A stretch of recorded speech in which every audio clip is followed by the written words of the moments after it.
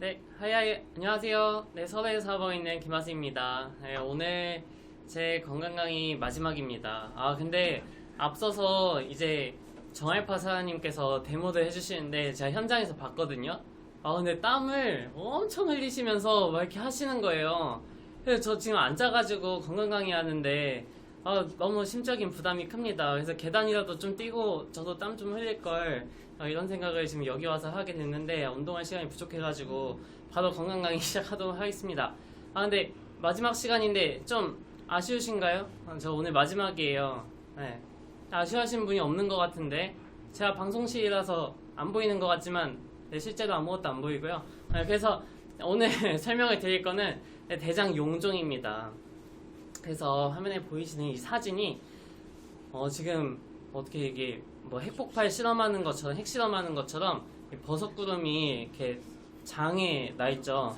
실제로 내 대장에 핵실험을 하고 있다. 핵폭발이 일어났다. 핵전쟁이다. 이렇게 생각하셔도 돼요. 그 정도로 좀 심각성을 인지하셔도 좋고 또 아닌 거는 아닌 것도 있지만 우리가 많이 제거를 하기도 하고 또 요즘 들어서 대장 내시경을 많이들 하시기 때문에 그만큼 좀 대중적으로 많이 알려져도 있어요. 그런 어떤 용종에 관해서 오늘 좀 설명을 드려보도록 하겠습니다. 대장 용종이 뭐죠? 그래서 대장 용종이란 용종 또는 폴립이란 이 장 점막의 일부가 주위 점막보다 좀 돌출돼서 마치 혹처럼, 그러니까 내 대장에 혹이 있는 거예요. 그래서 대장 용종은 이제 성인의 30%에서 발견이 됩니다. 근데 이 성인의 30%라는 게 성인의 또 기준이 있잖아요. 그래서 아무래도 좀 의사분들은 한 30세 이상부터는 이 대장 내시경 검진을 추천을 하더라고요. 30세 이상의 성인에서 30%가 이제 발견이 된다라고 생각을 해주시면 될 것 같아요. 근데 이제 암으로 발전될 수도 있어서 좀 중요한 질환이죠.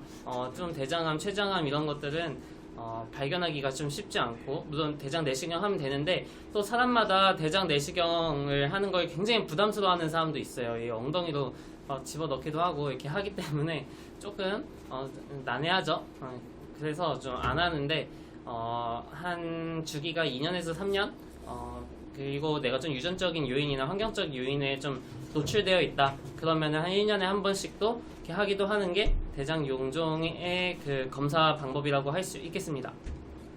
종양, 튜머라고 하고 난 신생물이라고 같은 표현이에요. 근데 이제 양성 종양이 있고 또 악성 종양이 있잖아요. 우리 양성하고 악성을 조금 구분할 필요가 있어요. 왜냐하면 병원에서 이제 대장 내시경 검사해서 어떤 이 혹이 발견이 되고, 그러니까 선종이 발견이 되는 거예요. 선종이라고 있어요. 이따 설명드릴 건데, 혹이 발견이 돼서 이제 내가 혹에 대해서 의사가 바로 그 혹을 딱 보자마자 이거 대장 암입니다. 막 이렇게 못해요.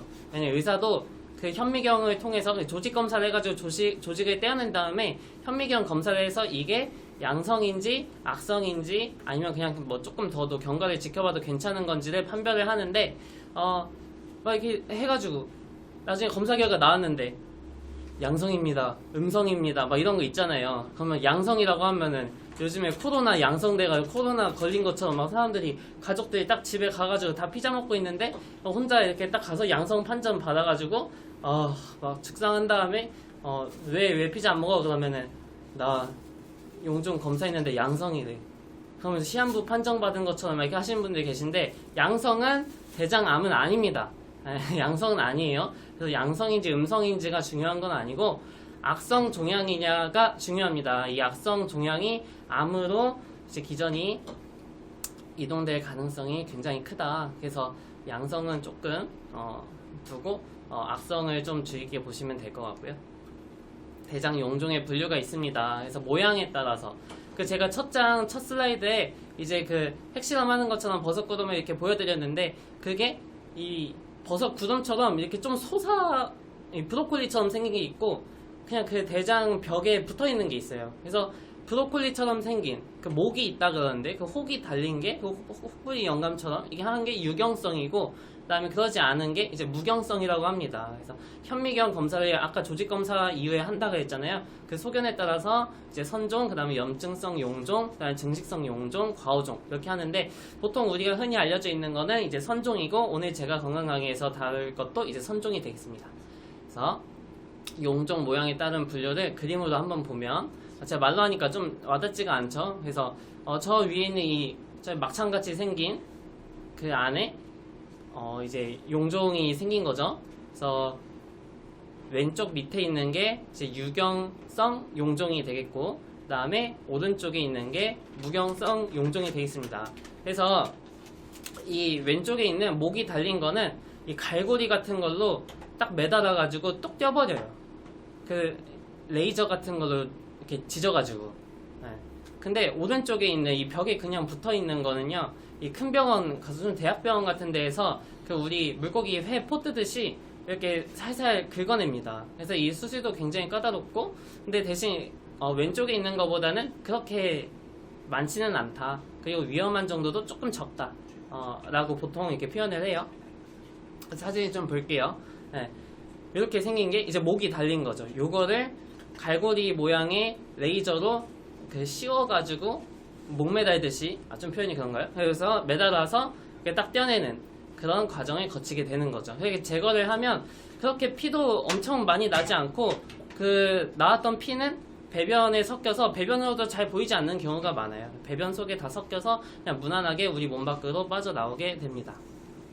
그래서 선종이 암으로 진행될 위험의 정도가 있잖아요. 그래서 선종의 크기가 있고 세포가 덜 분화된 이형성의 정도, 그 다음에 육모 모양 조직의 양이 되겠는데, 이제 선종의 크기가 좀 육안으로 보기에는 이 선종의 크기가 제일 표현하기가 쉬워요. 그래서 이제 조직 검사를 통해서 현미경 하기 전에 그게 한 일주일 정도 걸리거든요. 그 검사 결과 나오기까지. 그래서 의사분들이 이거는 뭐 0.5mm인데 0.5cm인데 뭐 1cm인데 2cm인데 그러면서 이렇게 간단하게만, 이거는 조금 양성인지 악성인지, 악성의 가능성이 좀 높아요, 이렇게 하는 경우도 있는데, 그 기전에 좀 이 진행 과정을 좀 보면 처음에 정상이었다가 이제 신생물성 용종이 생기고, 그 다음에 점점 이 용모 이제 세포 조직이 이제 발전을 하면서 나중에 암으로, 이제 선종에서 암으로 발생되는 경우들이 많죠. 그런 것들이 우리의 어떤 뇌나 아니면 화면에 보이시는 것처럼 폐나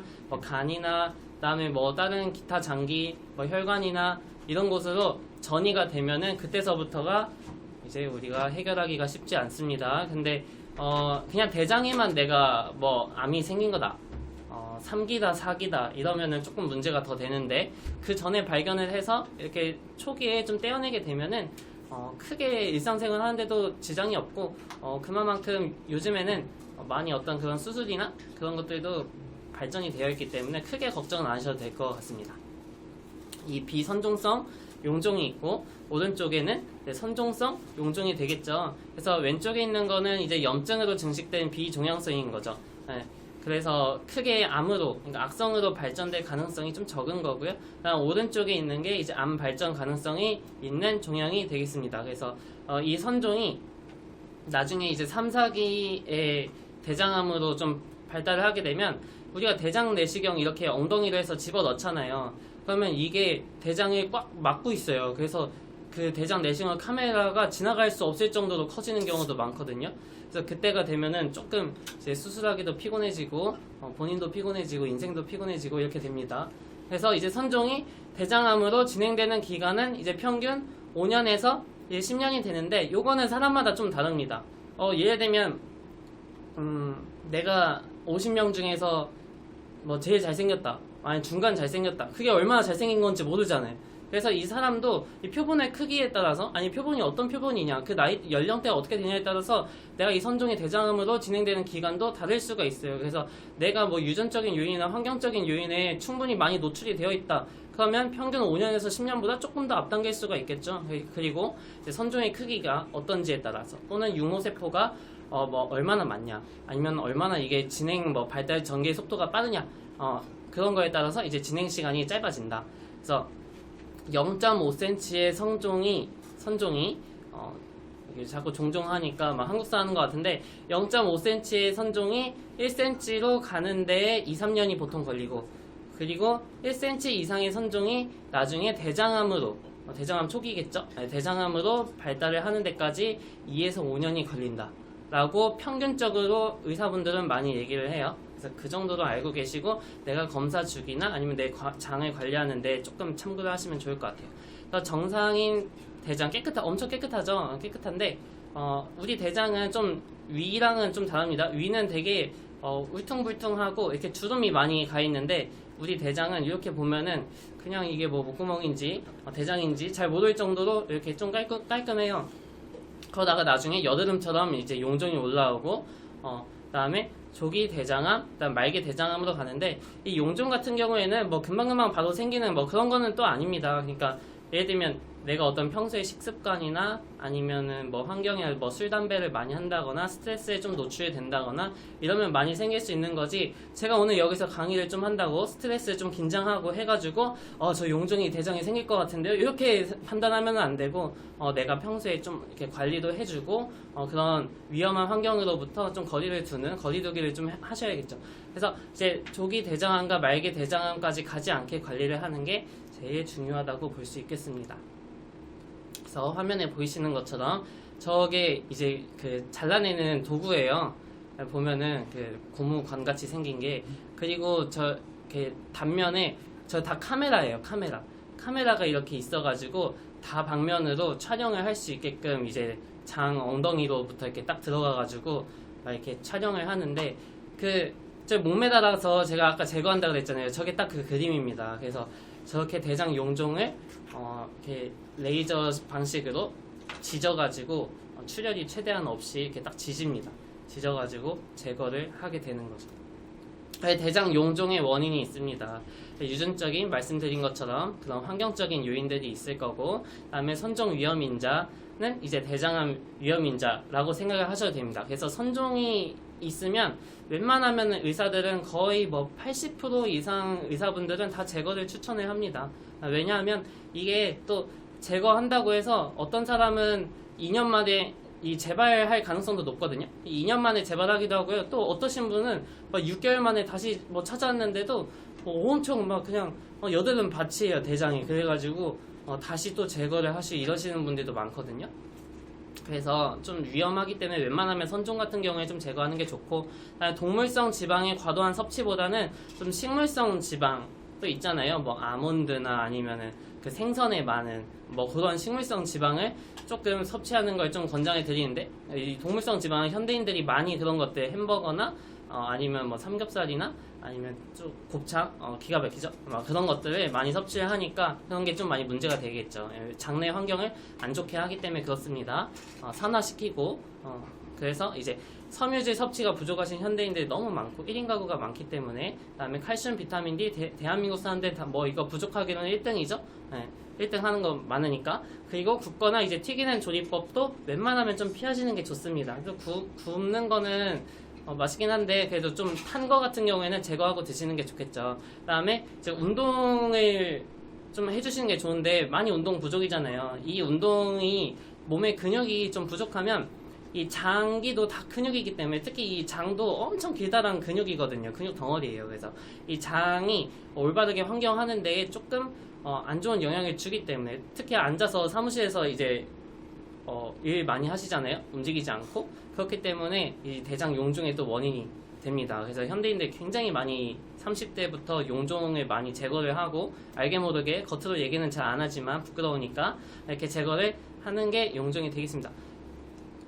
진단 검사 방법이 있는데, 말씀드린 것처럼 대장 내시경이 있고, 그다음에 S 결장경이 있어요. 이거 이따가 좀 설명드릴 거고, 그다음에 뭐 조형 촬영 검사나 아니면 기타 뭐 CT로 하는데, 뭐 CT 이런 거 찍어도 이게 뭐 악성인지 양성인지 알 수가 없습니다. 무조건 내가 대장에 들어가서 조직 떼어가지고 현미경 검사해서 일주일 뒤에 나오는 게 이게 그 어떤 선종의 뭐 대장암 검사라고 생각을 해주시면 될 것 같아요. 그래서 대장 내시경에 무조건적으로 이제 추천을 드릴 거예요. 아마 딴 데 가셔도 다 이렇게 생겼고요. 뭐 이렇게 약간 어떤 줄자 같은 거를 엉덩이에 이렇게 집어 넣어서 이게 보통 한 2m 정도 되는데 이게 이제 뭐 들어갔다 나왔다 하면서 물론 이 안에 있는 배변을 다 빼내고 이렇게 검사를 좀 하게 되겠죠. 우리 장이 이렇게 생겼는데요. 상행결장 왼쪽부터 상행결장이 있어요. 올라가는 이제 결장이 되겠고, 횡행은 이제 옆으로 누워있는 이제 장이 되겠죠. 대장이 되는 거죠. 그 다음에 하행결장이 있고, 그 다음에 S자 결장이 있어요. 근데 저 S자 결장에서 아까 제가 말씀드렸던 저기 S자까지만 그냥 살펴보고 나오는 약간 조기검사 느낌으로 대장 내시경을 하시는 분들도 계신데, 그렇게는 조금 추천해 드리지 않습니다. 왜냐하면 S자까지만 보고 이제 하행이나 횡행이나 상행 같은 경우에는 못 보고 그냥 나올 수도 있어요. 그러면 이왕 한번 큰맘 먹고 하는 거 굳이 뭐 S자까지만 볼 필요가 없지 않지 않나요? 그래서 하행이나 횡행까지 다 볼 수 있는 그런 약간 조금 좀 고달프지만 그런 좀 머나먼 여행을 좀 떠나보는 것도 좋을 것 같고요. 이 대장 용종 예방법이 있습니다. 그래서 대장 내시경 추적 관찰을 이렇게 주기적으로 계속 해주시고요. 그다음에 육류, 계란, 유제품, 기름 등 음식물을 웬만하면은 조금 그냥 뭐 일상생활 하시는 데는 크게 지장이 없는데 내가 과도하게 많이 먹는다. 이런 것만 조금 피해 주시면 될 것 같아요. 그리고 단백질은 우리가 먹어야죠. 왜냐하면 우리 근육을 형성하는데 또 우리 뭐 세포나 뭐 체내 조직 같은 걸 형성하는데 무조건 필수이기 때문에 먹어주는데 현대인들이 동물성 단백질 섭취가 너무 많으니까 웬만하면 추가적으로 뭐 보충을 한다거나 아니면 내가 평소에 과도하다 싶으면은 식물성 단백질 위주로 좀 드셔주는 게 좋겠습니다. 그 다음에 과일, 채소 안에 섬유질이 많으니까 섬유질 많은 음식을 좀 드셔주시는 게 좋고, 그 다음에 변비를 없애는 게 좋습니다. 왜냐하면 변비가 생긴다는 건 뭐죠? 우리 장 안에가 이 독성 어떤 가스가 많이 차 있고 변이 단단하게 굳어 있고 장내 환경이 안 좋다는 얘기이기 때문에 그런 거죠. 그런 것들이 이제 용종을 형성하는데 아주 안락한 환경을 제공하기 때문에 또 그런 거 없애주시는 게 좋고, 그리고 식물 영양소 파이토칼라죠. 이 5가지 색깔을 챙겨 드시는 것도 좋을 것 같고, 그 다음에 칼슘, 비타민 D를 평소에 꾸준히 섭취하셔서 내가 이 장내 환경이나 아니면 우리가 부족한 비타민 그런 요소들을 꾸준하게 채워주는 게 좋습니다. 그 다음에 체중 감량 당연히 하셔야 되는 거고, 이런 거 그냥 기본적인 거죠. 그 다음에 뭐 금연, 그 다음에 술 뭐 적당히 드시는 거, 규칙적인 운동 다 마찬가지입니다. 그래서 지방을 식물성 지방을 좀 섭취하는 거를 식물성이라는 그 동물성 지방을 좀 섭취하지 않는 거를 저는 추천해 드리는데, 이 포화지방이라 그러죠. 이 상온에서 어떤 고체 형태로 존재하는 요즘 가공식품이나 화면에 보이시는 이제 햄버거, 피자, 뭐 치킨 뭐 이런 거에 많이 들어있는 트랜스 지방이 높은 그런 지방을 좀 피해 주시고, 이 장내에 많이 안 좋습니다. 이런 것들이.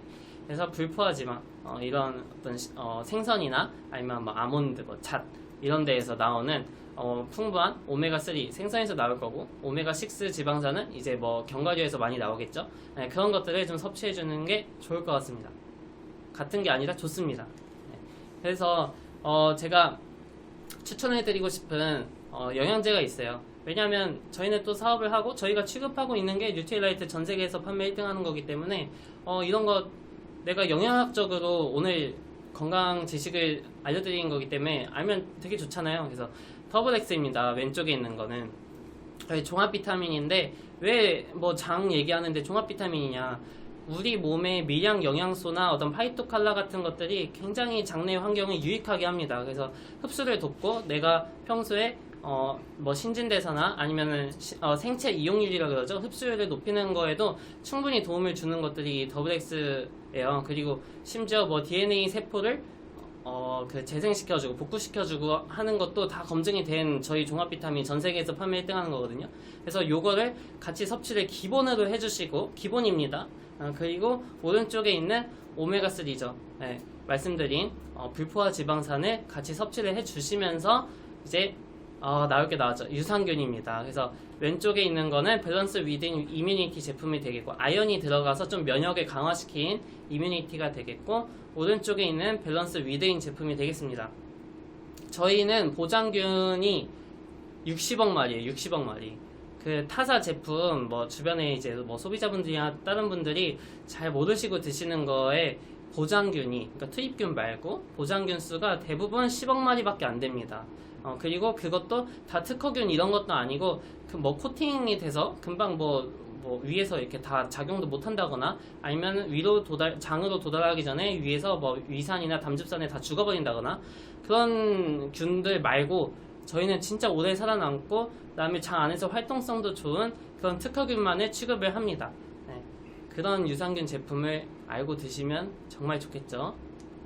그래서 단백질입니다. 단백질, 식물성 단백질 좋다 그랬는데 단백질은 항상 내가 몸무게만큼 드시는 게 좋고 그 다음에 하루에 한 3번에서 4번 정도 끊어 드시는 게 좋습니다. 그리고 식물성 7, 동물성 3의 비율로 드시면은 이제 장에서 제일 좋아하고 이 아미노산 스코어도 99%로 돼 있는데 잘 됐네요. 이거 제가 다시 한번 짚고 넘어가겠습니다. 저희 아미노산 스코어 100%입니다. 100%예요. 식물성 단백질로 되어 있고요. 그 다음에 필수 9개, 불필수 11개 해서 모든 아미노산 총 20가지가 다 들어가 있는 그런 제품이 되겠습니다. 이것도 전세계 판매 1등입니다. 2020년 기준이에요. 네. 그리고 다음은 식이섬유입니다. 네, 식이섬유인데 이제 보통 사과 한 개에 3g이 들어있어요. 네, 한국인이 평균적으로 남자 여자 다 합쳐서 12g 정도 먹습니다. 근데 이제 뭐 세계보건기구나 아니면은 뭐 대한민국에서 한국 사람의 기준으로 좀 권장량을 25에서 한 30g. 그럼 서구 사람들이 한 30g 정도 권장을 하고 그다음에 한국 사람들은 25g 정도 권장을 하더라고요. 근데 한국인 평균으로 그거 한 절반도 못 미치고 있기 때문에 식이섬유를 계속 드시면서 이게 장내에 그 유산균 우리가 먹잖아요. 그러면은 이 식이섬유가 유산균의 먹이가 돼요. 그 중에서도 유익균의 먹이가 되는 거죠. 그래서 이 식이섬유를 내가 올바르게 섭취를 충분하게 해주면서 대신 이제 수용성과 부용성을 비율을 잘 조정을 해가지고 내가 어떤 배변량을 늘린다거나 이 식이섬유가 또 배변량을 이 식이섬유 5g당 배변량을 10g 정도 늘려줍니다. 그래서 내가 아까 그 변비 예방해야 된다 그랬잖아요, 제가. 그래서 이 변비를 예방하는데도 좋고, 그 다음에 어떤 위벽이나 아니면 장내벽을 코팅을 하고, 그런 용종 같은 것들이 아니면 장 찌꺼기 같은 것들이, 노폐물들이 우리가 충분히 원활하게 배출될 수 있도록 돕는 역할을 식이섬유가 한다고 보시면 되겠습니다. 그래서 오늘 여기까지 제 건강 강의 마지막 시간이었는데 그동안 2달 동안 너무 이렇게 잘 들어주셔서 감사하고 우리가 건강이라고 하는 거는 제가 말씀드린 어떤 신체적인 육체적인 건강도 있지만 정신적인 건강도 있지만 우리 이제 제 다음에 이제 강의를 해주실 우리 모두의 스폰서 사장님이신 김학천 사장님께서 또 경제적으로의 건강도 우리가 원활하게 지켜나갈 수 있도록 도와주실 거기 때문에 오늘 제 강의 잘 들어주셨다면은 다음 강의 김학천 사장님 강의도 경청해서 우리 모두 멋있는 하이하이 팀 됐으면 좋겠습니다. 이상으로 제 건강 강의 마치도록 하겠습니다. 감사합니다. 하이하이.